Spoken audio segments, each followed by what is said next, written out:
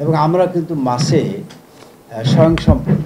তো এবং এই ইলিশ আমাদের জাতীয় জীবনের অর্থনীতিতে বড় গুরুত্বপূর্ণ ভূমিকা রাখছে।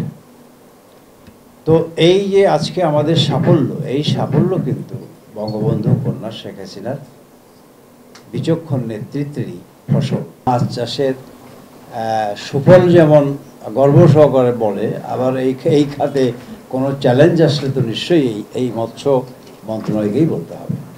আপনাদের অবগতির জন্য জানাই যে দেশীয় প্রজাতির যেই মাছ, সেই মাছ সন্দেহ নাই যে আজকে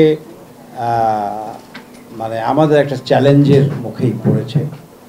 তো তারপরেও আমরা সেই চ্যালেঞ্জগুলোকে মোকাবেলা করে এই দেশি প্রজাতির মাছ বৃদ্ধি করবার জন্যে আমাদের এই দেশীয় প্রজাতির মাছের জাতের উদ্ভাবন আমরা করেছি এবং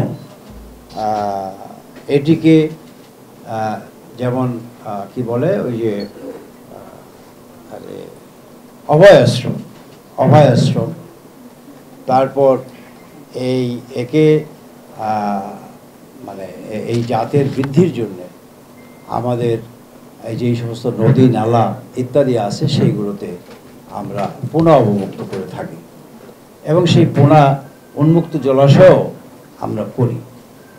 তবে আমি আপনাদের জ্ঞাতার্থে একটা মানে কথা বলি এবং আপনাদের সাহায্যও চাই। সেটি হলো এইখানে একটা মানে কি বলে এক ধরনের জাল, কারেন্টের জাল বলে, এবং আরো কিছু আরো জাল আছে। তো এই জালগুলো আপনার এমনভাবে গোটা বাংলাদেশকেই ছেয়ে দিয়েছে যে নদী নালা খাল বিল যেখানে সেখানে একটা পোনা পর্যন্ত এই জালে ধরা। তো আমরা এই জাল দেশীয়ভাবে উৎপাদনের ব্যাপারে নিষিদ্ধ করেছি, কিন্তু সেখানে আবার ওই উৎপাদনকারীরা কোর্টে গেছে, কোর্টে যে একটা রিট আছে। তো আমরা এই রিটের ব্যাপারে পদক্ষেপ নিচ্ছি এবং আমরা নিশ্চয়ই আশা করি যে মানুষের এই বিবেচনায় মহামান্য আদালত ব্যাপারটি তাদের নজরে নেবেন। আর এছাড়াও আমাদের অভিযান আমরা চালাচ্ছি আমাদের বিভিন্ন জায়গায়, যেখানে যে অবস্থা যতটুকু আমাদের মৎস্য কর্মকর্তারা আছেন তারা এটাকে ব্যাপকভাবে অভিযান চালাচ্ছে। তো আশা করি যে এই ধরনের চ্যালেঞ্জ থাকবার পরেও দেশীয় প্রজাতির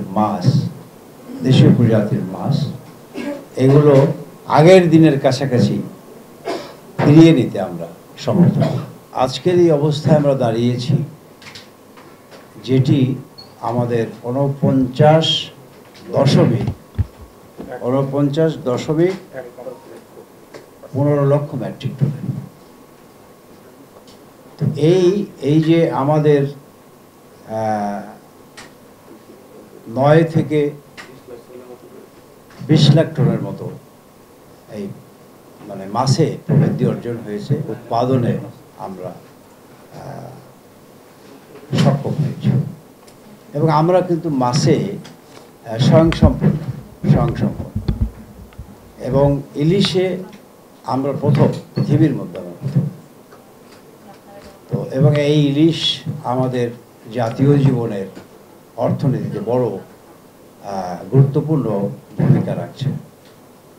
আর আমাদের মিঠা পানির মাছ এবং আমরা দ্বিতীয় হলাম এবং বদ্ধ জলাশয়ের মাছ চাষে আমরা পঞ্চম এবং খোলস জাতীয় যে মাছ যেমন চিংড়ি, কাঁকড়া ইত্যাদি, তাতে আমরা অষ্টম স্থানে আছি।